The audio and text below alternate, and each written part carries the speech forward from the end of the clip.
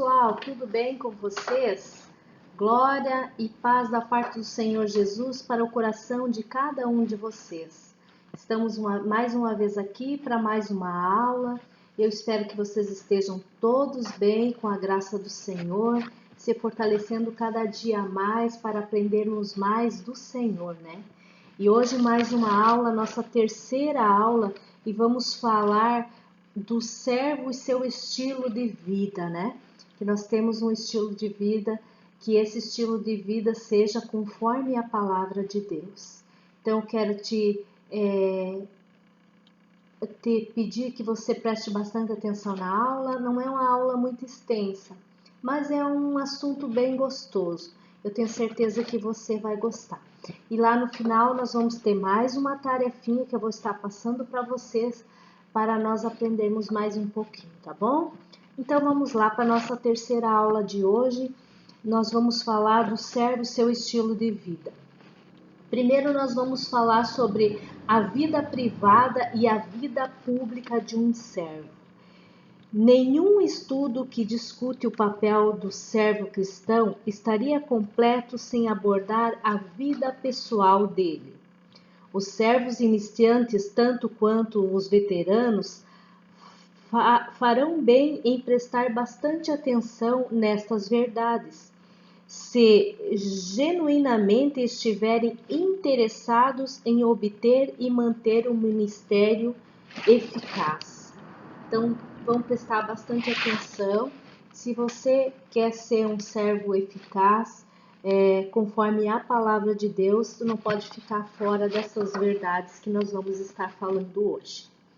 A vida pública e a vida privada de um servo devem estar em harmonia. Ela não pode ser a vida privada de um jeito e a vida pública de outro jeito. As duas têm que estar em comum acordo. Os homens deste mundo podem viver uma vida hipócrita espiritualmente, mas o homem de Deus nunca. A vida hipócrita impunemente, o homem não pode ter uma vida assim, né? O homem de Deus nunca pode ter, a mulher de Deus não pode ter uma vida hipócrita impunemente. Aquele que estiver entre os maiores ministros deve estar entre os maiores homens. De um grande líder exige-se também um grande caráter. Então, a gente tem que ver muito, né? Quem é o nosso líder, qual é o caráter dele, como ele está se apresentando para cada um de nós, se ele não está fazendo da vida pública dele diferente da vida cristã, né? Então, essas coisas têm que andar junto, não pode ser duas pessoas. A Bíblia diz que não pode jorrar da mesma fonte uma água salgada e uma água doce. Elas têm que jorrar a mesma água, sendo ruim ou boa. Duas não vai jorrar. Então, nós vamos ler uma passagem lá no 1 Timóteo 4,16, que diz assim, Timóteo, o apóstolo Paulo que escreveu para Timóteo, tá? Tem cuidado de ti mesmo e da doutrina, persevera nessas coisas, porque fazendo isto, te salvarás tanto a ti mesmo como aos que ouvem. Então, quando nós temos o cuidado da doutrina, temos o cuidado de nós mesmos, nós preservamos essas coisas, então nós salvaremos a nós mesmos, como diz o apóstolo Paulo ao Timóteo. Paulo estabeleceu aqui uma prioridade não só para Timóteo, mas também para todos aqueles que seguiriam no ministério. Primeiro, manter-se em linha para depois examinar a pregação e o ensino dos outros. Temos que examinar a nós mesmos para depois ver os outros também. Richard Baxter colocou isso muito bem quando disse: dê atenção a você mesmo, para que o exemplo não contradiga sua doutrina, para que você não desminta com a vida o que diz com a língua, e que seja o maior impedimento ao sucesso do próprio trabalho. Então, nós temos que cuidar, né? Às vezes nós falamos uma coisa com a língua e a nossa vida é outra. Nós não, a vida e a nossa língua tem que estar em harmonia. Ela não pode dizer uma coisa e a nossa vida dizer outra, né? Lá em 1 Tessalonicenses diz assim: não vos chamou Deus para a imundícia, mas para a santificação. Então, todos os dias nós temos que estar se santificando para termos uma vida reta perante o Senhor e perante as pessoas, para que essas pessoas nos vejam como líderes, como servos irrepreensíveis na presença de Deus, que as pessoas vejam em nós a nossa vida secular, que elas andam junto. A vida secular é a mesma que está dentro da igreja. Não pode ser um servo que lá na igreja é de um jeito e sai da igreja é outro. Então nós vamos ver as qualificações de um servo. O Senhor Jesus Cristo, como cabeça da igreja, jamais permitiu que o padrão requerido para o ministério fosse determinado pela própria igreja. Essas qualificações abrangem a conduta pessoal e o comportamento público sobre os quais a igreja não tem nenhuma autoridade, seja para alterar, seja para ignorar. Levar em conta uma qualificação inferior seria falsificar a palavra de Deus e mostrar desrespeito à direta autoridade da cabeça da igreja, ou seja, o nosso Senhor Jesus Cristo. Vamos ver algumas qualificações de servos. São várias classificações e vamos falar um pouquinho de cada uma. Servo e respeitáveis. Sérios tanto no sentido mental quanto no caráter. A pessoa que tem essa qualidade gera naturalmente o respeito das pessoas. Então, a pessoa que ela tem essa qualidade de respeitável, ela gera nas pessoas o respeito. Você olha para ela e já diz: essa pessoa é uma pessoa de respeito. Essa pessoa não tem o caráter de má conduta. Ela é uma pessoa boa. A segunda classificação: não cobiçosos de sórdida ganância. Nesse capítulo de Timóteo 1:7, nós vamos, diz assim, que esta orientação é dada aos diáconos, mas os presbíteros também devem possuir essa característica de não cobiçosos de sórdida ganância. Cobiçosos de sórdida ganância significa ganho desonesto ou cobiça por dinheiro.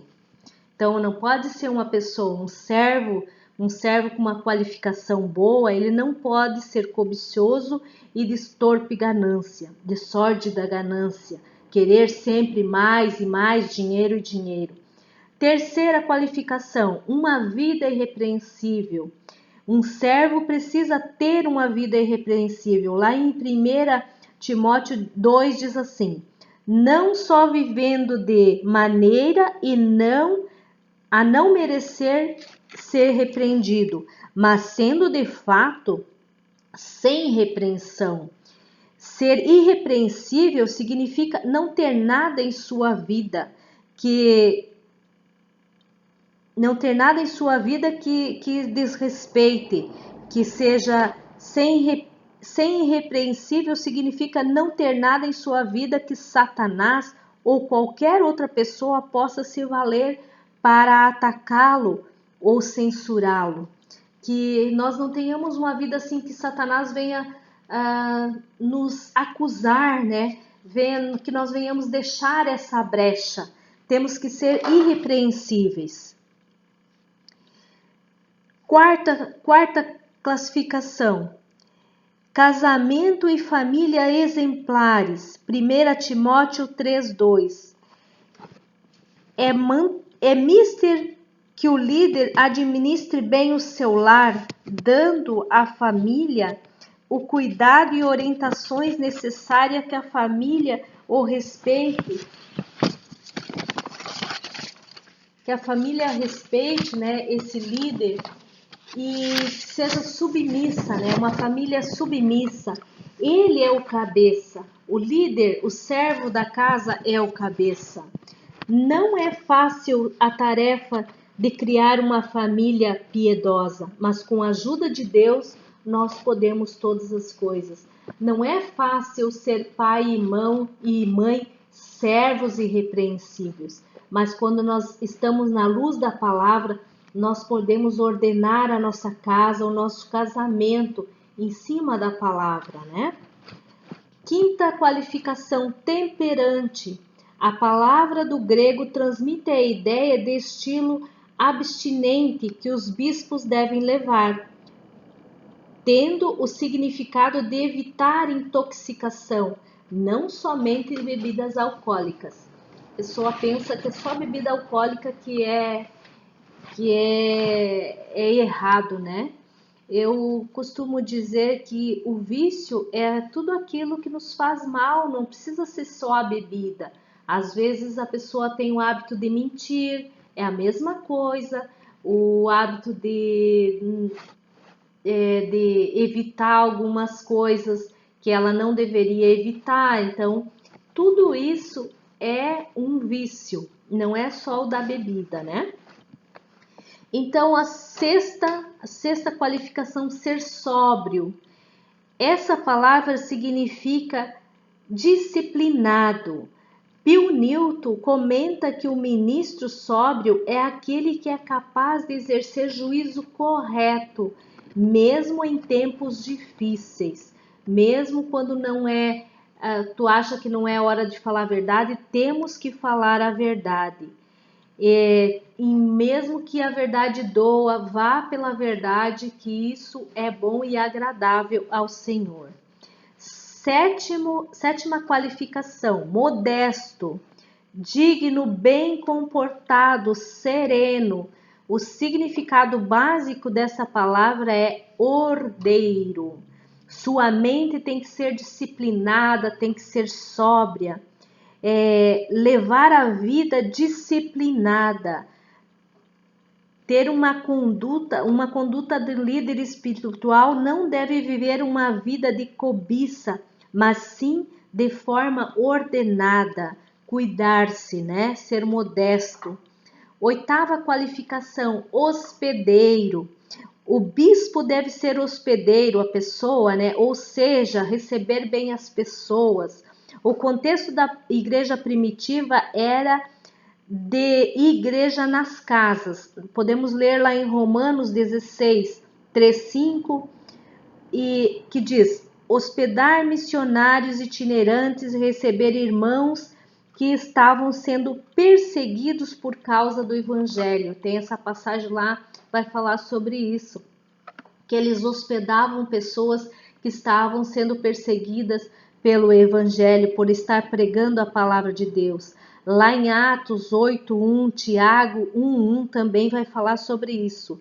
Também estão entre as razões para o ministro ser um bom hospedeiro. Essa palavra lá em Atos fala também para que seja um bom hospedeiro. A atitude de receber pessoas em nossa casa revela bem o coração de um líder. A pessoa que é hospitaleira, como diz a palavra de Deus, ela é um líder.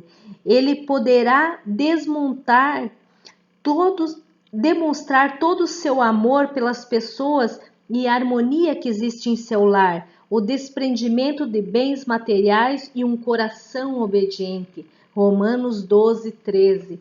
Olha essas passagens lá, nesses capítulos, nesses versículos que estão aí, e medite um pouquinho, né? Veja como era um servo na igreja primitiva, como eles faziam, né? Esse é um exemplo bom de ser seguido, é um exemplo que toda a igreja deve seguir, de hospedar bem as pessoas, cuidar bem das pessoas. Às vezes um cuidado de uma pessoa, a gente cuidar bem dela, significa salvar a sua vida. Porque às vezes a pessoa ela vai na igreja e ela está passando por problemas difíceis e nós não queremos, nos descuidamos dessa pessoa e ela acaba saindo da igreja, voltando para o mundo e perdendo a salvação. Então, quando nós somos um servo assim, temos que cuidar dessas pessoas para que ela não desperdice a salvação delas. Oitava qualificação, apto para ensinar. O ministro deve conhecer as doutrinas da Bíblia, manejar a forma coerente e segura. Ele não precisa saber todas as coisas, mas precisa transmitir convicção de doutrina.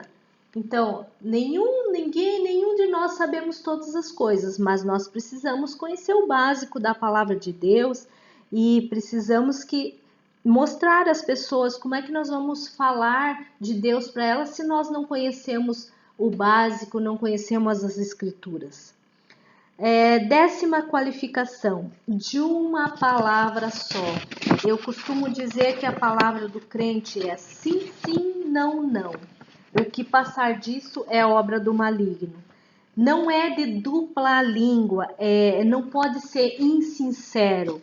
Nesta passagem, Paulo não está se referindo à fofoca, mas às pessoas que dizem uma coisa e falam outra, para tirar proveito de alguma situação. Esse tipo de pessoa afina seu discurso de acordo com o público e seus interesses. Sendo assim, a pessoa é conhecida como diplomática. Você já ouviu essa palavra? Aquela pessoa usa de diplomacia. Entretanto, buscam agradar a homens e, nesse sentido, estão desqualificados para o ministério. Então, não seja diplomático, fale a verdade. Que a tua palavra seja sim, sim, não, não, mesmo que às vezes doa. Agora nós vamos falar sobre características negativas. A palavra de Deus é clara a respeito do que o ministério deve evitar. O que dentro do ministério deve ser evitado? As características negativas, o que não deve se fazer. Por exemplo, não dado ao vinho. Uma pessoa que não é dada ao vinho. Lá em 1 Timóteo vai falar do capítulo 3 até o 6. Não espancador, não cobiçoso, não de torpe ganância, não contençoso, não avarento, não neófito.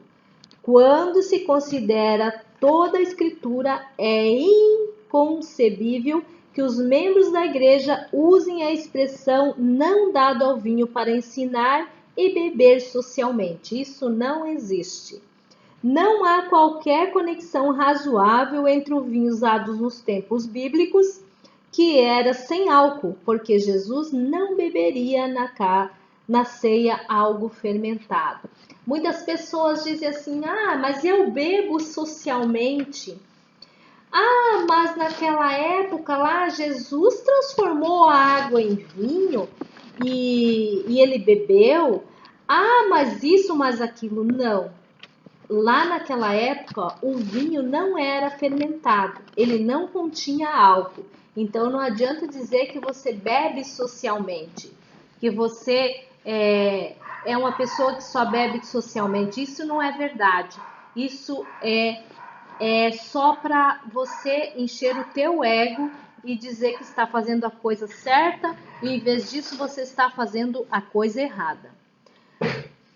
Dadas as doenças físicas documentadas e os problemas morais associados às bebidas alcoólicas, não há razão alguma para o crente, especialmente para o pregador, sequer tomar um gole. Só ao passo que há milhões de razões, embriaguez, lares desfeitos, etc. Para o crente, nunca deve beber. O crente nunca deve beber. Por mais que você pense que você pode beber socialmente. É só um golinho. Então, e mais ainda, quem é o pregador, o pastor. Então, não se deve beber álcool de jeito nenhum. Não espancador, quer dizer não contencioso, não violento, considerando o exemplo terreno do nosso Senhor Jesus Cristo. Parece estranho pensar num servo que procure briga. Quanto aos maus tratos à mulher, Paulo escreve: mas a fornicação e toda a impureza ou avareza nem ainda se nomeie entre vós como convém aos santos. Efésios 5:3. Não há lugar para ministério numa pessoa com essa falta de controle. Então, você vê assim várias coisas, né? Mas se você já conhece uma pessoa assim, que tem todas essas qualificações não corretas, ela não pode estar no lugar de servo, ela não pode servir em nenhum ministério. Assim, ó, cuidar, né? Porque tem muita gente que serve e bebe. Isso está errado, totalmente errado. Ela não pode estar servindo. Não contencioso tem o sentido de não se dar alterações. O grevista luta com as mãos, mas o contencioso briga com a boca. Em vez de ser o pacificador, é o encrenqueiro. Então, essa pessoa aí, o não contencioso, em vez de pacificar os problemas, ela procura briga, né? Ela que é o encrenqueiro. Não avarento significa ser sovina ou ter o único interesse na vida de juntar dinheiro.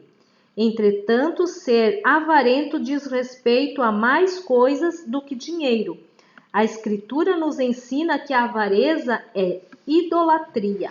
Lá em Colossenses 3:5 você pode estar meditando aí sobre o avarento, a pessoa avarenta. A palavra nos diz que ela é idolatria. Paulo também adverte que a avareza nem mesmo deve ser nomeada entre os crentes, lá em Efésios 5:3. Não neófito. Uma pessoa não neófita quer dizer que um novo convertido nunca deve ser o posto em um pastoreado para que o seu orgulho não seja a causa da sua queda, como ocorreu a Satanás.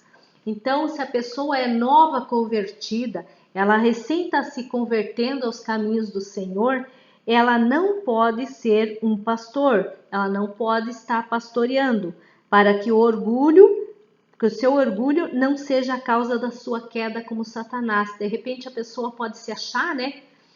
Eu já posso, já sei tudo, e aí vem o orgulho e a queda como Satanás, né? Devemos proteger os nossos jovens enquanto estão conhecendo ao Senhor. Então, tem que estar protegendo essas pessoas, esses novos convertidos, porque elas estão recém conhecendo o Senhor. Isso também é verdade no que tange ao ofício de diácono. Vamos prestar atenção nisso aí. Não cobiçoso e de torpe ganância, isto é, de sórdida ganância, de lucro desonesto. Paulo ensinou: o amor do dinheiro é a raiz de todos os males.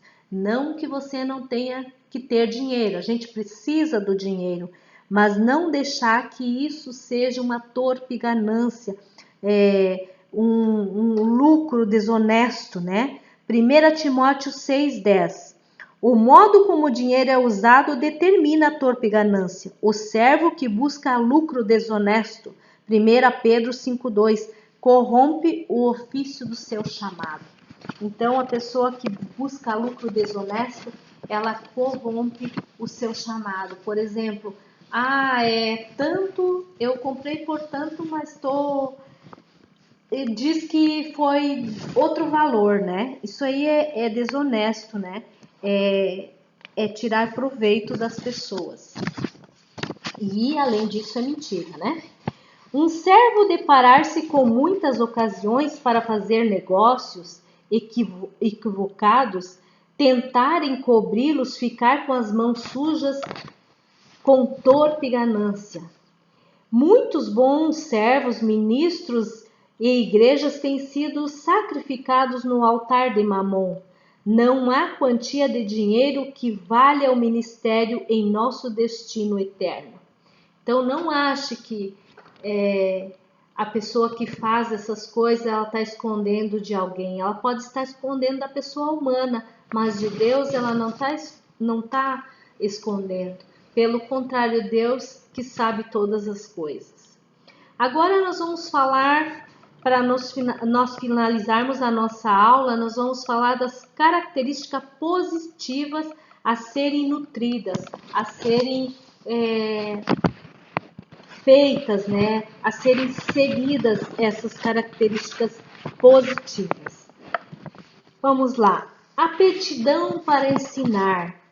Lidar com a palavra de Deus no ensinamento e na preparação é um dos principais ministérios da igreja. Os membros da igreja perdoarão o servo que não sabe mais sobre negócios do que eles, mas não perdoarão o servo que não sabe mais sobre a palavra de Deus do que a eles.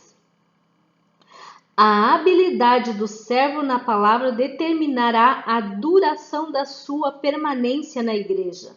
De modo semelhante, a habilidade de um servo na palavra será determinada pelo tempo que gasta estudando a Bíblia particularmente.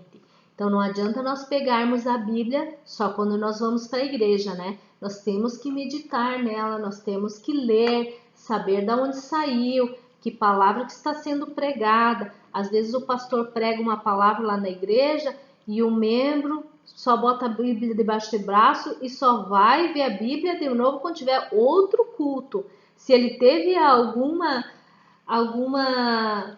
assim, coisa que ele não entendeu no culto, ele não procura saber, ele fica só esperando o pastor. Não, você tem que pegar a tua Bíblia, meditar, ler, ver de onde que saiu, perguntar a alguém se tem dúvidas, né? Para que nós tenha habilidade de servo na palavra. Porque se nós queremos ensinar outras pessoas, que é a habilidade de ensinar, nós temos que ter a habilidade na palavra de Deus. Bom testemunho dos de fora da igreja, mais uma característica.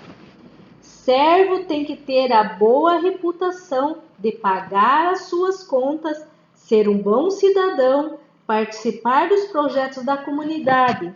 Mais importante que isso, o servo deve ser respeitado como um líder, como um servo de Deus, um líder espiritual para toda a comunidade. Então, esse é um bom testemunho, nós temos que dar um bom testemunho, né? Nós temos que ser um servo de reputação, de cuidar das nossas contas. Às vezes surge uma crise ou outra, mas não que você vai deixar de pagar as suas contas.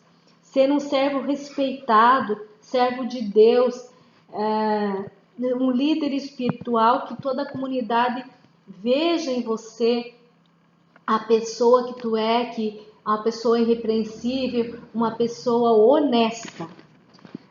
O estilo de vida de um servo afeta não só a sua reputação pessoal, mas também a reputação da igreja. Quando Paulo disse a Tito, ninguém te despreze, te deprecie, estava preocupado com a influência de líderes tanto na igreja quanto de fora dela. O servo do Senhor não deve ser posto de lado como pessoa desprezível, sem influência e não desejado. O servo cuja vida pessoal está em ordem evitará ser um proscrito. E lá em Isaías 52:11 diz, purificai-vos, vós que levais os utensílios do Senhor. Temos que nos purificar, porque se nós queremos ser um servo do Senhor, temos que nos purificar, nos santificar, levar uma vida regrada, não só dentro da igreja, mas fora da igreja também, para as pessoas tenham isso em nós, um estilo de vida. Ah, mas eu quero ser igual àquele irmão. Olha a vida daquele irmão, olha a esposa daquele irmão, olha a família daquele irmão. Então, é isso que as pessoas têm que ver em nós quando nós estamos fora da igreja, não só lá dentro da igreja. E agora eu quero te deixar uma atividade aí para você fazer. Nós falamos de todas essas características aí, positivas, negativas.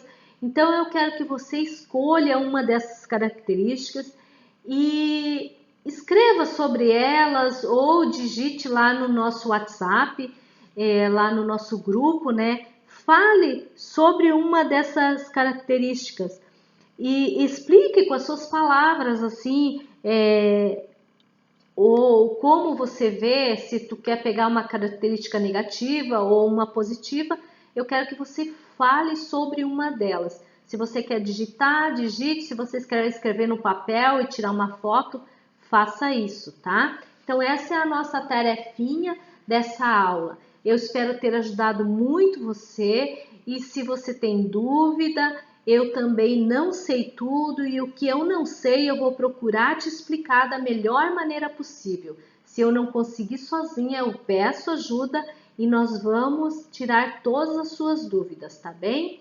Então eu espero vocês na segunda-feira. Espero que essa semana a nossa aula seja top, né? E segunda-feira nós estamos lá no nossa videoconferência, tá bem? Um abraço para vocês, um beijo no teu coração e até a próxima aula.